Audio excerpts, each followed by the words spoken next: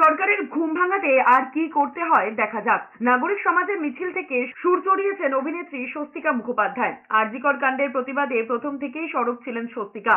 রবিবার পথে নেমে জানিয়ে দিয়েছেন এই প্রতিবাদ থামবে না। অভিনেত্রী আরো বলেছেন সবাই নিজের নিজের মতো প্রতিবাদ করছেন, কিন্তু ঘটনার তদন্ত কতটা এগিয়েছে তা এখনো কেউ জানে না। সিবিআই তদন্ত কোন পথে চলছে সেই খবর কেউ জানে না। সরকারেরও দায়বদ্ধতা রয়েছে, নির্যাতিতার বাবা মাকে জবাব দেওয়ারও একটা দায়বদ্ধতা রয়েছে। সরকার আমাদের অভিভাবক, তো যদি আমরা পুলিশের কাছে গিয়েও সুরাহা না পাই, আমরা যদি সরকারের কাছ থেকেও কোনো সাহায্য না পাই, তাহলে আমরা যাবোটা কোথায়? আর আমাদের মানে আমাদের আমাদের রাজ্যের যিনি মাথা, মাননীয় মুখ্যমন্ত্রী, উনি তো নিজে একজন মহিলা। মানে আমার তো ভাবলেই শরীর খারাপ লাগে যে কতটা নৃশংসতার মধ্যে দিয়ে, কতটা যন্ত্রণার মধ্যে দিয়ে মেয়েটিকে মারা যেতে হয়েছে।